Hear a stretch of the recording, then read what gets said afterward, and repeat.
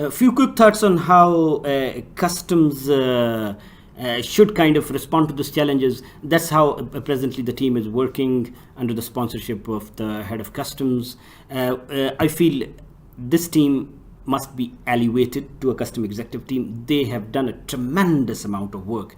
You see, the previous system was only about transaction processing, and Malaysian this effort is typically not comparable to typical national single windows, because custom has done a huge lot of updations in all system to come on the one platform: the PCA, enforcement, intelligence, excise, legal affairs, HR, RMS.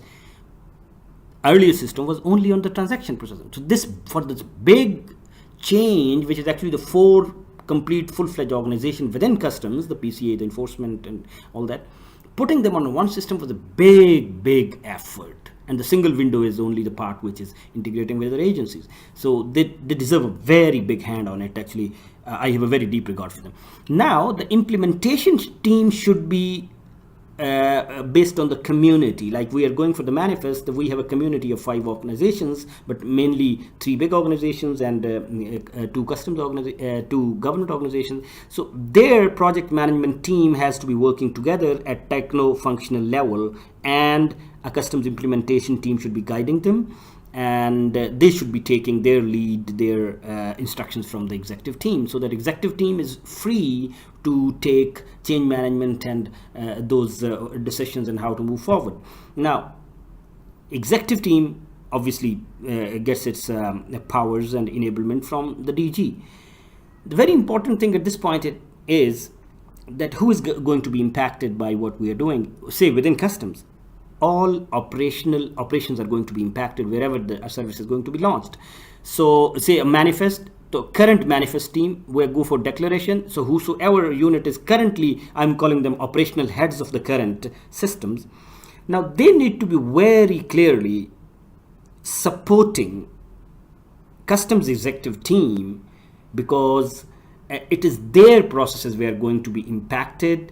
So that is where the typically what has been done is that head of organization must write to all these operational heads, including training and HR and change management heads, to provide unflinching, unhindered support and access to all intellectual resources to this custom executive team, who have come a long way to do this tremendous amount of work. They deserve a big appreciation. Please support them to make this venture, a national venture, a success. Now, that's not enough, because there are other agencies. So those agencies needs to be now communicated by individual communications and a kind of meeting which MOF sponsors, that guys, we are going to launch it and we need your full support to make it a success. And that community will keep changing. For marine it's different, and as we go for the air, this community will change. So another stream of communications and meetings and personal letters, and most of the time initially these letters are actually personal, by name: dear Mr. Suresh, I'm happy to tell you that now we are rolling it out and your team is already working with it, and followed by a formal meeting as well, and dinners and all those. And eventually none of the national single window was sponsored by less than the finance minister or the deputy prime minister or the prime minister himself. That's true. So all these communications internally has a tremendous impact. One, team feels that they are being recognized. Two, the operational heads should feel this responsibility that we have to be totally in that mindset. And whenever the core executive teams calls us, we have to listen to them. Whenever the training guys calls us, we have to send our people, and we are the real change managers. Actually, they should be the change managers and the change ambassadors to telling community within their operation or working, guys, that can only happen if they're aware.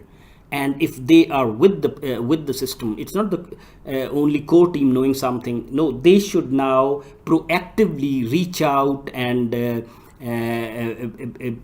on this project and learn what's happening, and that means lots of communication should flow to them. State champions should be. The big change is what? It's the change management. It's the change management, organizational change management, and it's about the communication. And internal, those lots of communication, I suppose, are doable. Implementation team initially might feel a little bit, we don't know nuts and bolts, but it's the motivation and giving them kind of empowerment that they start working. And the best way that we have felt is to make them the trainers. If they train their own custom guys and they train the community in that process, the inhibition is gone, the stage fright is gone after the first sentence. And the technical teams, ourselves, others, will be there to support them, kind of everything. So that has worked. Okay, make them the trainers and the people who are spreading out the voice, and they start owning it in the process as well. So they become the trainers and ambassadors. Good luck, that was the thought. I think that can be done internally.